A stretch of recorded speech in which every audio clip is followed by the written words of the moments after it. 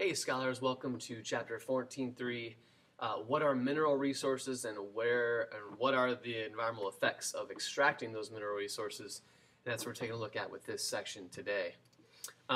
We use a variety of different non-renewable mineral resources, from fossil fuels, oil, coal, metallic minerals, aluminum, iron, and copper, to non-metallic minerals like sand, gravel, limestone, different rock formations. And we also use, when we're looking for these different resources, they're usually called in what we call ore, which is basically a whole bunch of a conglomerate of materials all mixed together. But there's different types of ore. There's high-grade ore, and that means there's lots of amounts of these different mineral resources that we're targeting within the ore, and usually closer to the surface if we're digging below the surface for those. So larger amounts closer together and closer to the surface, and then lower grade ores that are very minuscule amounts, maybe spread out. It's kind of hard to extract. That would be lower grade. Now, high grade is what you pay a lot of money for. Ones that you're really targeting to in the field of this, trying to really target to make lots of money. And the low grade ones are kind of a last ditch effort if you're running out of high grade ores. So right now, in the case of fossil fuels, we're running out of high grade ores and really, focusing on other different types of ores, which we'll talk about a little bit later when we get to chapter 15, which is on non-renewable resources. But that's just one example there. And so those are a couple of different examples of, the importance and examples of non-renewable metals and non-metal mineral resources. We use aluminum, copper for roof and homemaking. We use sand and gravel to make the roads that you drive on every day. So we use a lot of these different mineral resources and non-renewable resources, every day in all what we do. Mineral use has advantages and disadvantages. The advantages of processing, of mining, and converting minerals to use, what are they? Well, obviously we get all the products that you use every single day. Your life becomes more efficient. You use your time better because you can get from point A to point B a lot faster. We're not traveling by, gravel, broken, tattered trails. We're actually driving on high paved roads that allow us to get from point A to point B faster. Disadvantages that they're obviously, in order to extract those minerals, there's some cost to the environment. You're going to have to destroy some environment to literally get those minerals, so there's a little bit of an issue with that. The life cycle of metal resources, this is just an example.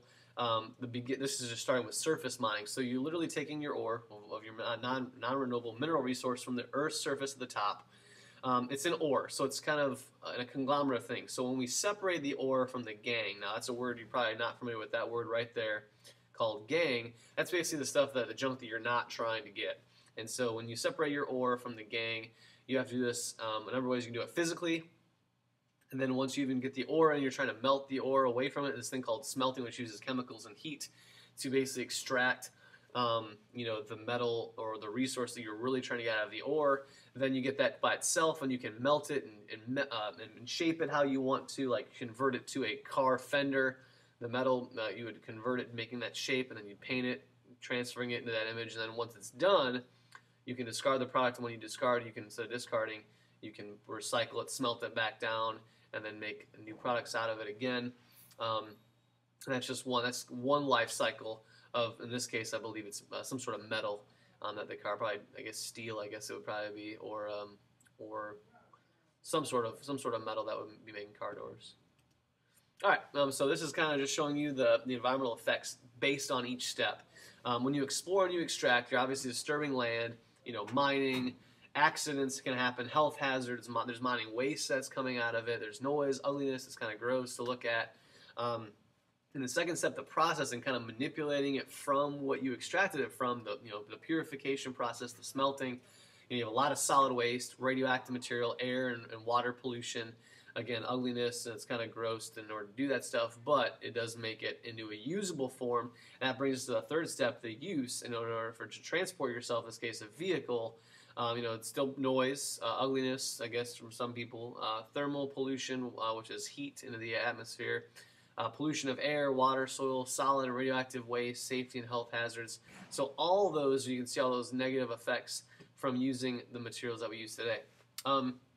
There are several ways to extract the ore or the mineral resource, and the first one is surface mining. That's where you actually have shallow deposits kind of right below the Earth's surface. You can go in there and get those out of there pretty quickly. There's subsurface mining, where those are a lot deeper. You got to dig far down in order to get to those. And really the type of mine depends on what resource you're trying to extract, where is it located beneath the surface, and also the topography. Is there a mountain range, is there not? And so that would have something to do with it as well. There's the types of surface mines. There's open pit, strip mining, contour mining, and mountaintop removal, and we're going to take a closer look at those. This is an example of an open pit mine where literally they're just digging out a hole in layers and extracting the mineral resource from that area or that stretch of land or surface. This is contour and strip mining in itself. It's basically taking the shape of the mountainside and kind of mining according to it, and then it's doing it in strips. So it's literally trying to extract those ores in different materials in layers. So that's just an example there. This is a coal mine in West Virginia. That's pretty much all they are in West Virginia, are coal mines. I rag on West Virginia because that's one of their main. They're one of our main producers of coal. Which without coal, I guess we wouldn't have a lot of our energy, but it does have some pretty bad effects on the environment. Mining has a lot of harmful effects. One of those is called spoil banking or scarring. It disrupts the land. Really, there's no trees. You're taking everything from the land itself, and there's these spoil banks, which is all that gang that you didn't want in the first place, just basically rock pebbles that you can't use or make anything out of, and those get kind of, where do those go? They just get sat down there and basically a pile of rocks. So not a real good thing there.